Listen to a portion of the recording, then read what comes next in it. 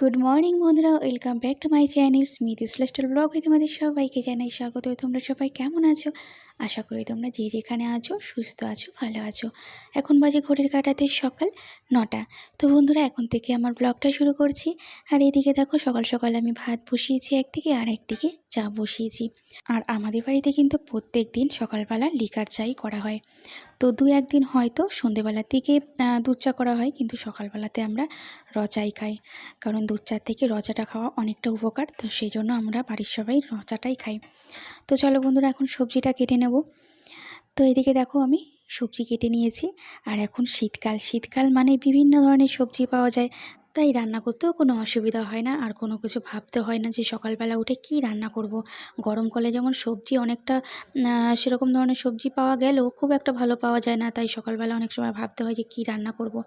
আর এইদিকে দেখো বন্ধুরা, নিজের জন্য করে নিয়েছি জুস। তো বন্ধুরা, তোমরা বলতে পারবে এটা কিসের জুস? তো এটা হলো বিট, গাজর আর তার সাথে সামান্য পরিমাণে একটু আমলকি দিয়ে তারপরে এই জুসটা করেছি। তো এই জুসটা না খালি পেটে বা খাওয়া দাওয়ার পর খাওয়া অনেকটা উপকার। আর গাজর আর বিট গাজর যেহেতু আমি খেতে অনেক পছন্দ করি, আর আমার বরকে বলা মাত্রই দেখো কতগুলো করে নিয়ে আসবে। তো এদিকে দেখো কিছুটা আমি ভাজা করছি।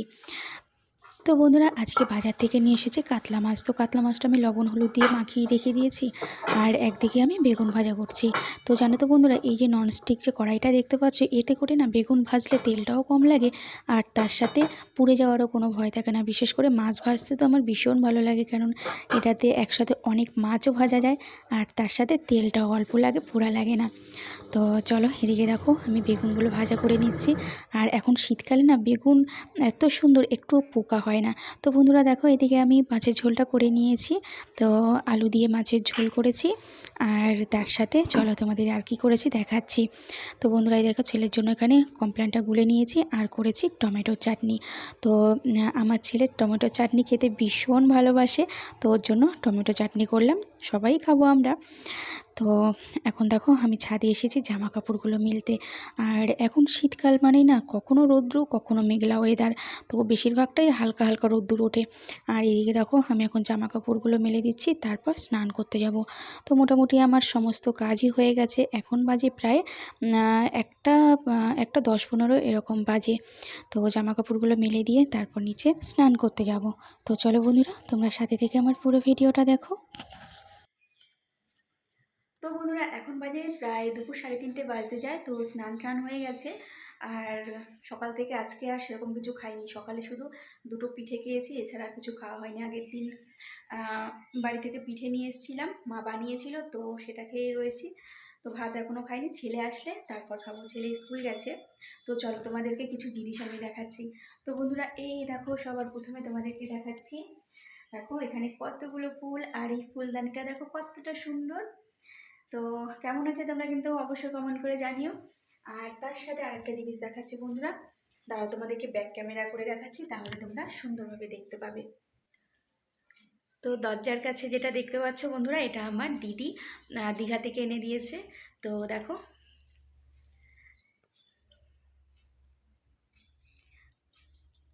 আর তার সাথে চলো আরও কিছু জিনিস তোমাদেরকে দেখাচ্ছি। তো বন্ধুরা, এই দেখো রান্নাঘরের জন্য কিছু জিনিস কিনেছিলাম। তো আমার সব থেকে দেখো এই ঝুড়িগুলো খুব পছন্দ হয়েছে। তো সেই জন্য দেখো এখানে দুটো ঝুড়ি নিয়েছি। এই ঝুড়িগুলোর দামও বেশি না। আর কয়েকটা নিয়েছি কৌটো, তো এখানে 6খানা কৌটো আছে। আর এখানে নিয়েছি সবজি কাটার জন্য একটা বোর্ড, আর তার সাথে নিয়েছি দেখো ছুরি আছে 3টে। আর এগুলো আমার একটা ছোট ছিল, তাও একটা নিয়েছি বড় দেখে। ছোটটা অনেক দিন হয়ে গেছে, তো একটু এইগুলো একটু ঢিলা ঢিলা হয়ে গেছে, তো সেই জন্য একটা বড় কিনেছি। আর এখানে নিয়েছি একটা ছাঁকনি, আর নিয়েছি একটা ট্রে। আর এগুলো দেখো এই ভাতের হাঁড়ি ধরার জন্য এরকম দুটো কাপড় কিনেছি। তো বন্ধুরা, আমার ছেলে স্কুল থেকে চলে এসেছে, দাঁড়াও খুলছি। কি হয়েছে? তো স্কুল থেকে ও চলে আসলো।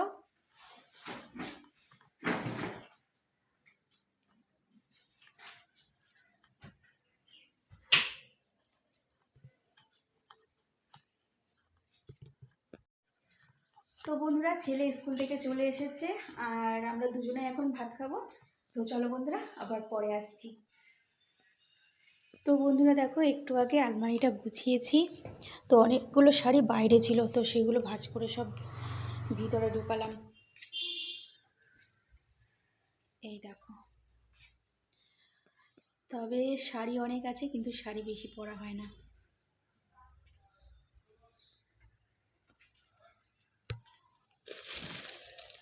আর এটা হলো একটা ল্যাম্প।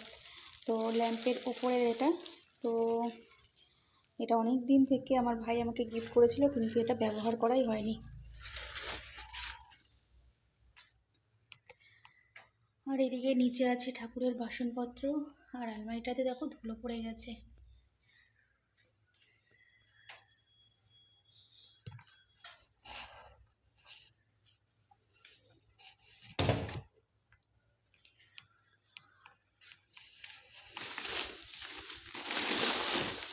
আর এখানে বস্তায় কিছুটা চাল রয়েছে, তো চালটা ঢালতে হবে।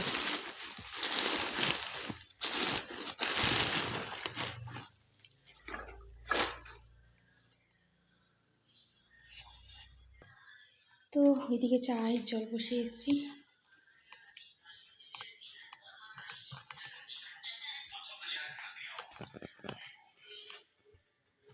তো এইদিকে দেখো বন্ধুরা, চায়ের জলটা বসিয়ে দিয়ে গেছিলাম, এখনো ফুটছে। আর এইদিকে দেখো, তোমাদেরকে যে দুপুরবেলার দিকে দেখাচ্ছিলাম, তো রান্নাঘরের কৌটোগুলো সব ধুয়ে দিয়েছি। মানে নতুন যে কৌটোগুলো নিয়েছিলাম সেগুলো ধুয়ে দিয়েছি। তো সব কিছুই ধুয়ে দিয়েছি, যেহেতু নতুন তো ধুলোবালি থাকে অনেক, তো একেবারে ধুয়ে ধুয়ে রেডি করে নিয়েছি, তারপর ব্যবহার করব।